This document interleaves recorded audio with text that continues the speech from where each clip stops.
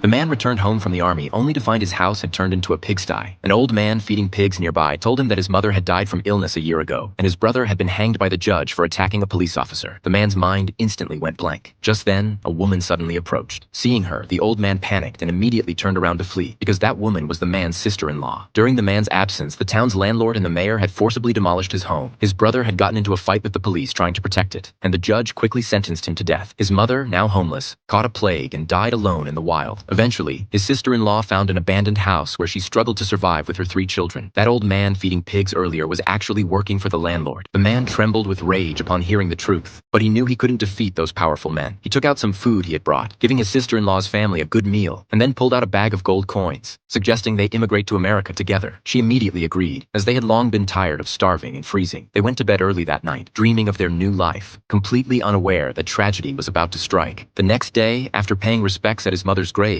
just as the man was about to leave for America with his family, he saw police surrounding their house, ready to arrest everyone and dismantle the roof. The man rushed forward, desperate to protect his family, but was quickly knocked down by a policeman's club, pinned helplessly to the muddy ground. Having no choice, his sister-in-law stepped out with the children. Right then, his young nephew suddenly drew a knife, stabbing a policeman at the door. The boy was immediately shot dead by the other officers. The man watched helplessly, his eyes filled with fury and despair. He was then taken to the police station, where the police chief didn't even ask questions before ordering him thrown in jail, confiscating his Nepalese military knife, and continuously mocking his family as worthless. At this point, the man finally snapped. He kicked his knife into the air, knocked down the guard beside him, grabbed a gun from the ground, and shot the chief dead. Gunshots immediately brought more police running, but the man used the guard as a shield, shoved him aside at the right moment, grabbed his knife again, and started attacking mercilessly. The tiny police station turned into a battleground. He swiftly cut down every single villain, then set fire to the building and rushed home in the darkness, hoping to escape with his remaining family immediately. But fate was cruel. A heavy snowstorm struck in the middle of the night. By the time he reached home, his sister-in-law and niece had already frozen to death, curled up in the corner. He'd thought returning from the army would mean happiness for his family, but instead he lost everyone he loved. Uncontrollable rage consumed him, and he decided those responsible would pay in blood. He took the village bully's pig and headed straight to the bully's home. When the bully returned, he nearly wet his pants seeing the man waiting inside. Panicking, the bully tried to explain that he was forced, then secretly drew a gun to shoot. But there were no bullets. The man had already anticipated this and unloaded it. Quickly jumping up, he grabbed the bully by the collar and decisively plunged the knife into his heart. Meanwhile, the military heard about the police station massacre. A young captain, along with the man's former comrade Tom, was dispatched immediately to investigate. As soon as they entered the town, they witnessed a horrifying scene.